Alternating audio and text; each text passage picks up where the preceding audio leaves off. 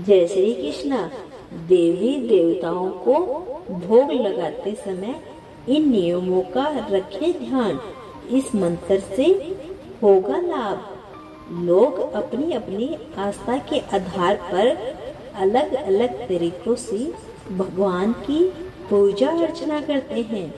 धार्मिक मान्यताओं के अनुसार पूजा पाठ करने से घर से परिवार में दिव्य वातावरण बना रहता है। साथ ही साधक को अपने आराध्य का आशीर्वाद भी प्राप्त होता है। पूजा के दौरान भगवान को भोग लगाना एक जरूरी प्रक्रिया है। इस दौरान कुछ नियमों का ध्यान रखना भी जरूरी है। वो ध्यान रखने योग्य बातें कौन कौन सी हैं, जानने से पहले चैनल को सब्सक्राइब अवश्य करें और वीडियो को अंत तक अवश्य देखें। पूजा पाठ को भगवान का आभार प्रकट करने का एक जरिया माना जाता है।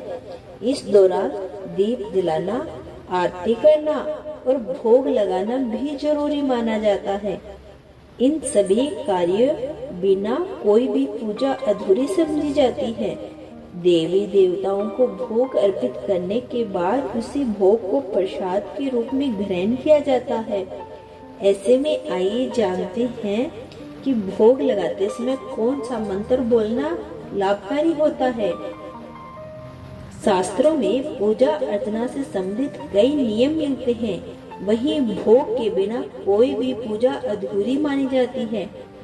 ऐसे में यदि आप अपने आराध्य को भोग लगाते समय इन मंत्र का जाप करते हैं तो इससे पूजा का कई गुना लाभ आपको मिल सकता है।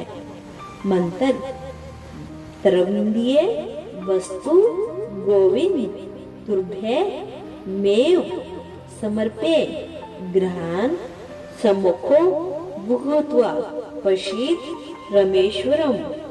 इस मंत्र के द्वारा हम भगवान को भोग लगाते समय यह प्रार्थना करते हैं कि वह हमारा भोग स्वीकार करे और हम पर अपनी दृष्टि बनाए रखें। भोग लगाने के नियम। भोग हमेशा स्वस्थ तरीके से बना हुआ होना चाहिए।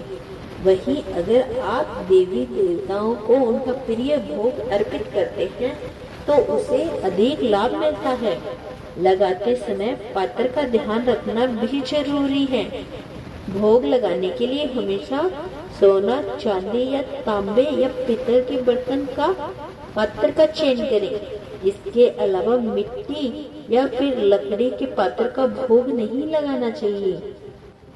लेकिन भोग लगाने के लिए कभी भी एल्युमिनियम, लोहे, स्टील या प्लास्टिक से बने बर्तनों का इस्तेमाल नहीं करना चाहिए। भोग लगाने के बाद उसे तुरंत न हटाएं। कुछ देर मंदिर में ही रखा रहने दें। यदि आप इन नियमों की अनदेखी करते हैं तो इससे आपको भोग चढ़ाने का लाभ नहीं मिलता। जय श्री कृष्णा। अगर आपको वीडियो पसंद आई तो चैनल को सब्सक्राइब करना न भूलें।